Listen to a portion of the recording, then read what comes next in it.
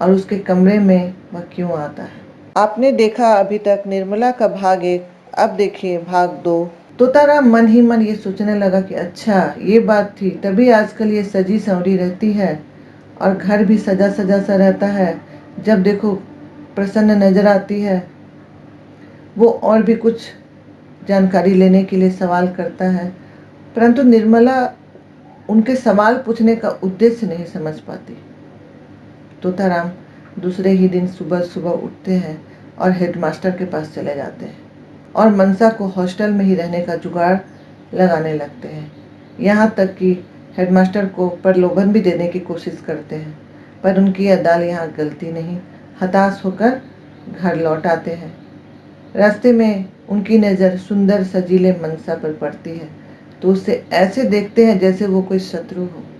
मनसाराम काफी सुलझा लड़का है, इसलिए पिता द्वारा आवारा होने का इल्जाम सहन नहीं कर पाता और अंदर ही अंदर घुटने लगता है।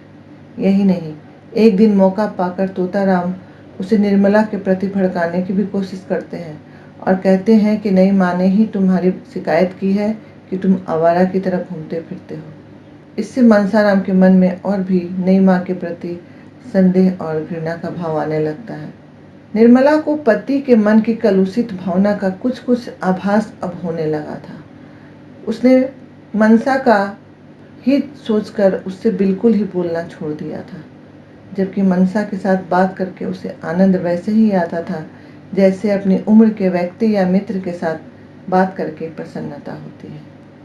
ऐसी स्थिति होने पर मनसाराम अपने को और ज्यादा अनाथ महसूस करने लगता है। नई माँ का आचरण उसे सहन नहीं होता।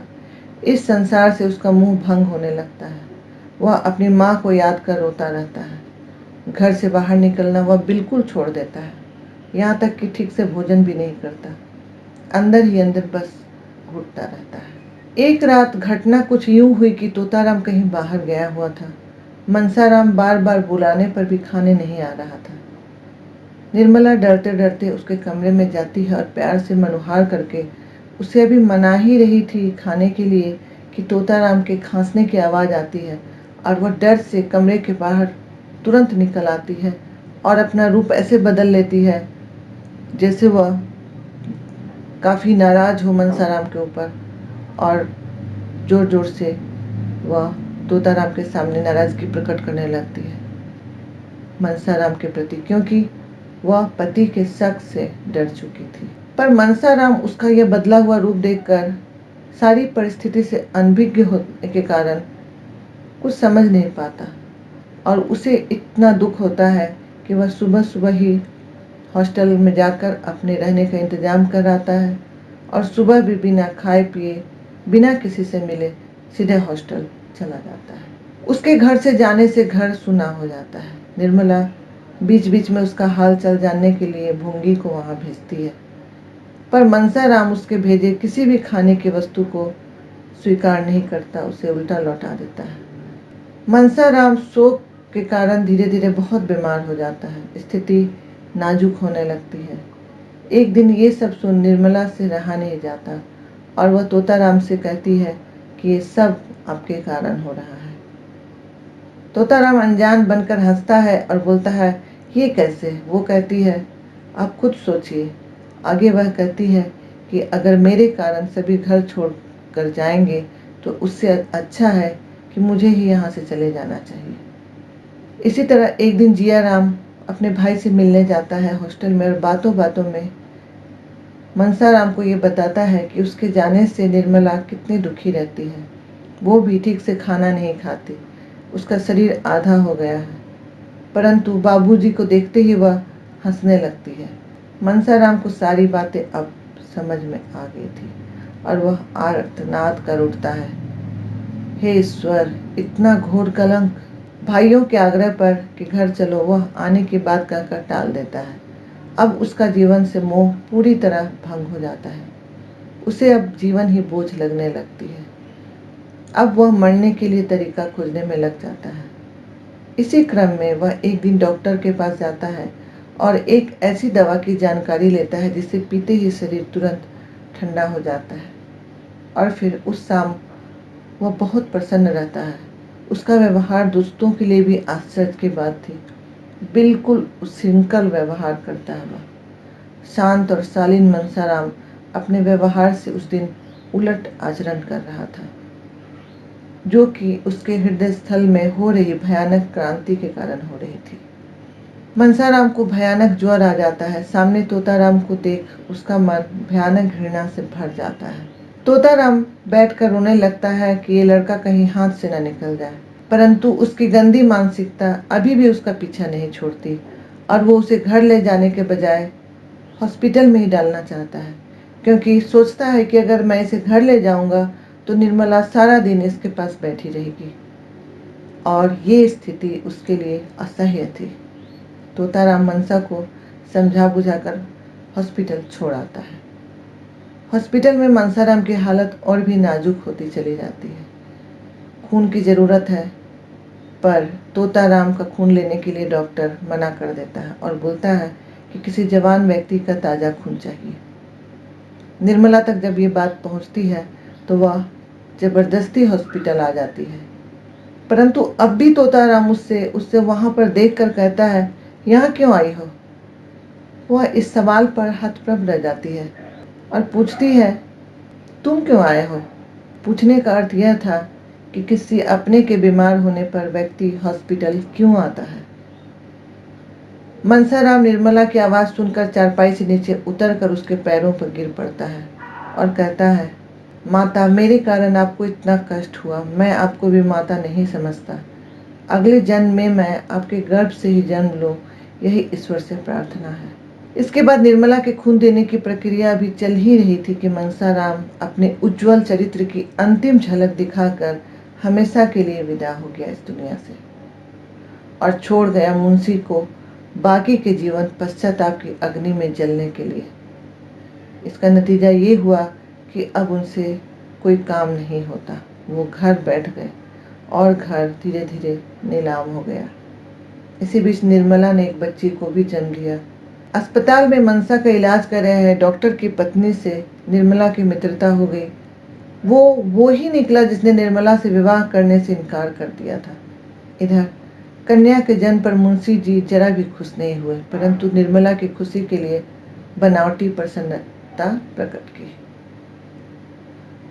डॉक्टर ने जब ये सुना कि यह वही निर्मला है, तो उसने अपने बुरे कर्म का प्रायश्चित करने के लिए निर्मला की बहन का विवाह अपने भाई से करवा दिया। निर्मला अपने मायके गई थी। सुधा डॉक्टर की पत्नी भी साथ थी। निर्मला का मन वहां से आने का बिल्कुल भी नहीं था, परंतु तभी सुधा के एकमात्र पुत्र की मृत्यु हो जाती है और वो फिर उसके साथ लौट आती है। निर्मला जब यहाँ लौटती है तो यहाँ पर जियाराम का यानी दूसरे पुत्र का व्यवहार उग्र देखती है।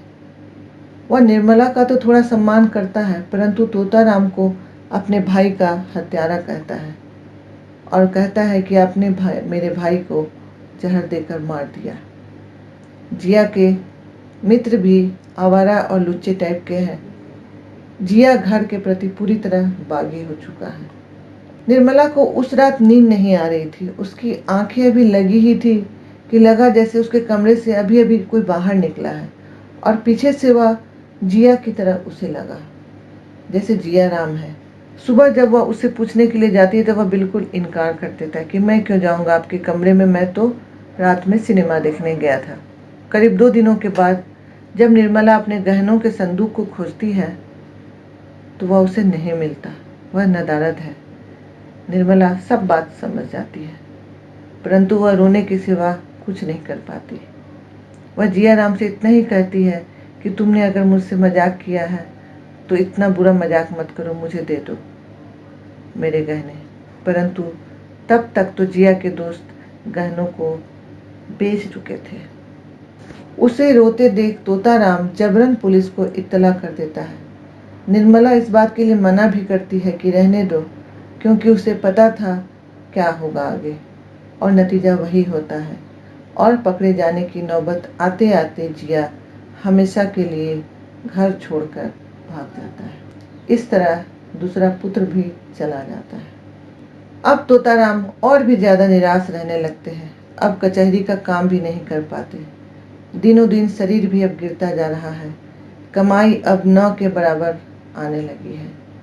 निर्मला अपनी बच्ची का भविष्य सोच सोच कर पैसे की बचत के लिए बहुत ज़्यादा सचेत हो गई है।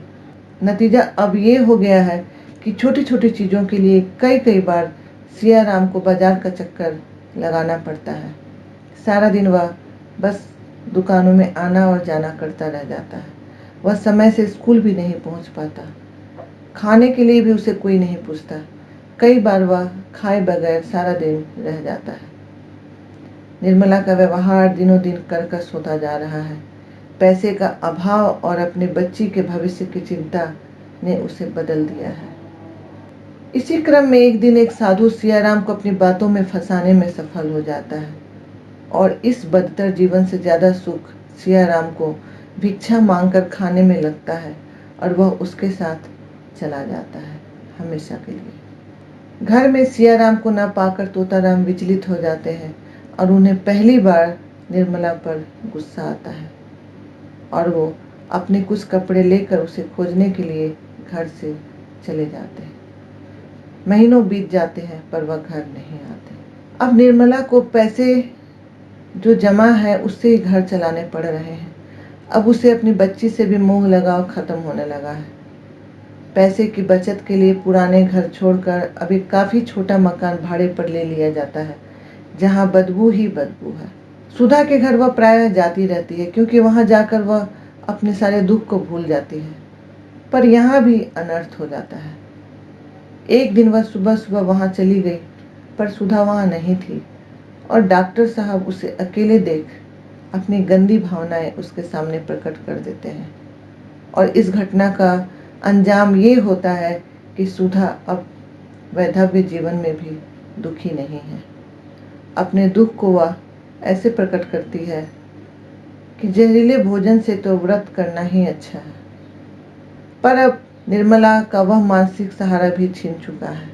वह बीमार होने लगती है। ज्वर से वह बिस्तर पकड़ लेती है।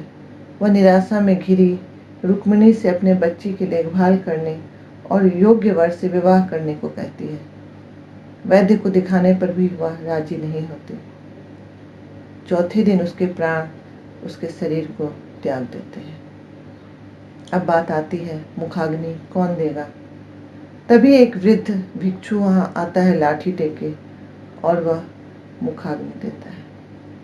इसके साथ ही यह उपन्यास यहीं पर समाप्त होता है। मेरी वीडियो को देखने के लिए आपका बहुत बहुत धन्यवाद। अपने मित्रों के साथ भी इसे शेयर जरूर करें। पूरा उपन्यास बस कुछ चंद लाइनों में मैंने आपको समझाने की चेष्टा यहाँ पर की है।